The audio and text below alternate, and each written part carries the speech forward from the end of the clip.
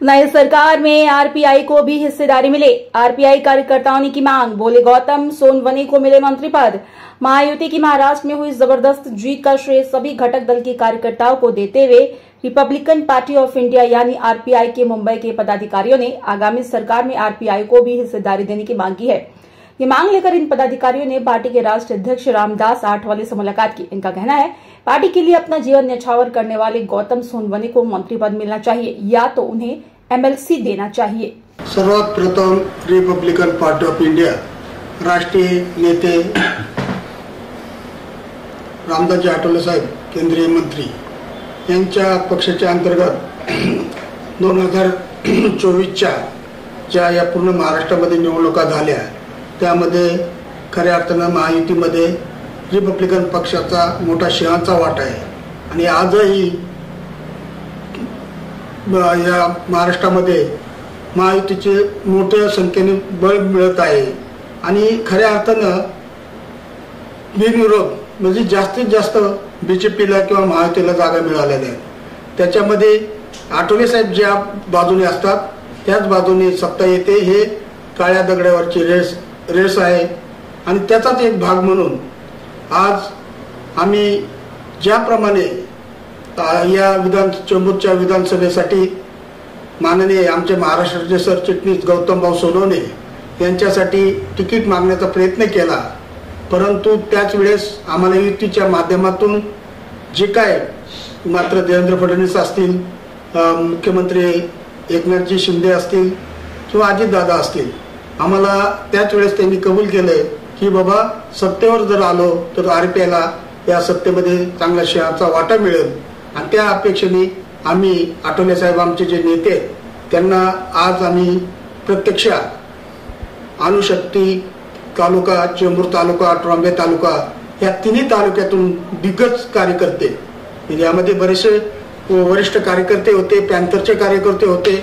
जिल्हाध्यक्ष होते, तालुका अध्यक्ष आणि सगळे प्रमुख कार्यकर्ते आम्ही जाऊन आज शिष्टमंडळ साहेबांना भेटलो आणि साहेबांना एवढंच विनंती केली की या पक्षामध्ये ज्यांनी 40 ते 45 वर्ष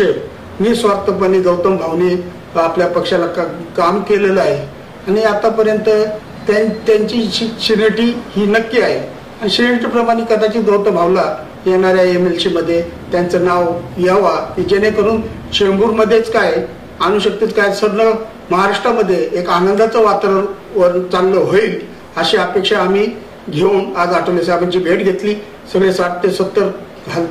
ते 70 कार्यकर्ते आम्ही सगळे तिन्ही तालुक्यातून साहेबांना विनंती करायला गेलो होतो। साहेबांनी देखील बोलले की ठीक आहे, बघूया, मिळालं तर चांगलीच गोष्ट आहे, आम्ही त्याच अपेक्षेने गेलो होतो। आता वास्तविक पाहता आमच्यावर 60-70 कार्यकर्ते ते सगळ्यांचे नाव घेतली आणि चुकून जर कोणाचं राहिलं तर नाराजगी वाटेल म्हणून सगळे प्रमुख कार्यकर्ते होते त्या ठिकाणी उपस्थित।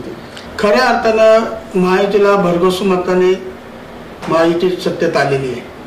रिपब्लिकन पक्षाच्या कार्यकर्त्यांनी आठवले साहेबांचा आदेश कसलीही अपेक्षेला पाळता किंवा आम्हाला एक पण सीट दिलं नाही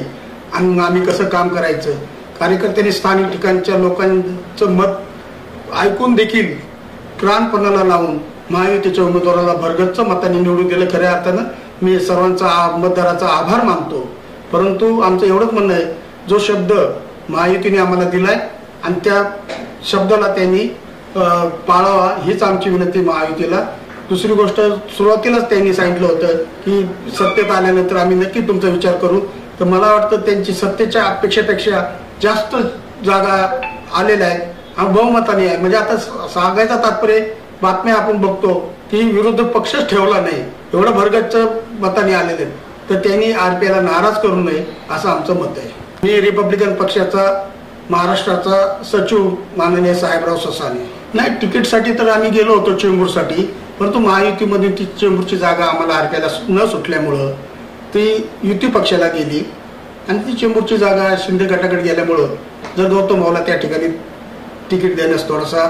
नाकार म्हणजे ना देता आलं नाही, परंतु जरी तिकीट नाही दिलं तरी जे काय आम्हाला या सत्तेमध्ये वाटा देण्याचं कबूल केलं महायुतीने, जेव्हा आपण सत्तेवर येऊ तेव्हा तुम्हाला हे वाटा दिला जाईल, त्याच्यातलाच एक भाग म्हणून या ठिकाणी एमएलसी साठी आम्ही गौतम भाऊसाठी गेलो होतो। साहेबांना आम्ही गौतम भाऊचं नाव सांगितल्यानंतर साहेबांनी मान्यच केलं की खरोखरच आहे की गौतम भाऊला जुना कार्यकर्ता आहे आणि आम्ही पण साहेबांना पटवून दिलंय की आतापर्यंतच्या या सगळ्या राजकारणामध्ये जे सिनेटिप्रमाणे ज्यांना ज्यांना आतापर्यंत सत्तेत वाटा मिळाला त्यापैकीच सिनेटी म्हणून गौतम भाऊचीच लागते, हे आम्ही त्या ठिकाणी साहेबांच्या लक्षात आणून दिलं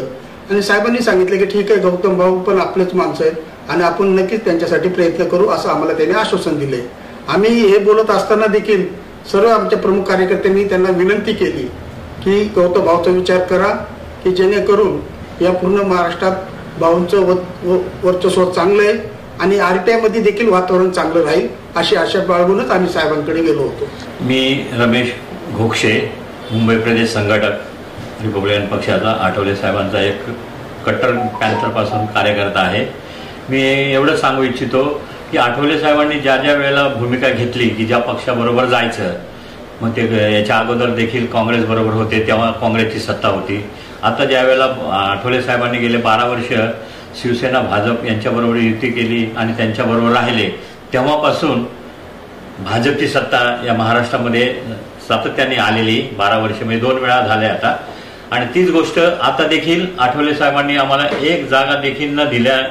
दिली नाही, तरी पण आठवले साहेबांनी सांगितलं की जोमाने कार्यकर्त्यांनी कामाला लागा आणि हे सगळ्या जागा निवडून आणा। त्याच्यामध्ये सिंहाचा वाटा रिपब्लिकन पक्षाच्या कार्यकर्त्यांचा आहे। कुठल्याच अपेक्षेला बळी न पडता आठवले साहेबांनी सांगितलेल्या आदेशाचं पालन करून आम्ही आमच्या दक्षिण मध्य मुंबईमध्ये येणाऱ्या ज्या 6 जागा होत्या त्या 6 पैकी 4 जागा महायुतीच्या निवडून आणल्या। त्यामुळे मी सर्व माझ्या या मुंबईच्या लोकांचे 16 जागा मुंबईतल्या महायुतीच्या जागा आलेल्या आहेत, भाजपच्या 6 जागा शिंदे गटाच्या आलेल्या आहेत, अशा जवळजवळ 22-23 जागा आपल्या पक्षाला मिळालेल्या आहेत महायुतीच्या। तर मी सर्व जनतेचे मनापासून आभार व्यक्त करतो। त्यातली त्यात शासनाने जे आता लाडकी बहिणीची योजना जी राबवली, त्या सगळ्या लाडक्या बहिणींनी देखील या तिन्ही भावांना आणि महायुतीला भरघोसून मत देऊन त्यांना एकदम म्हणजे न भूतो न भविष्य असं रेकॉर्ड ब्रेक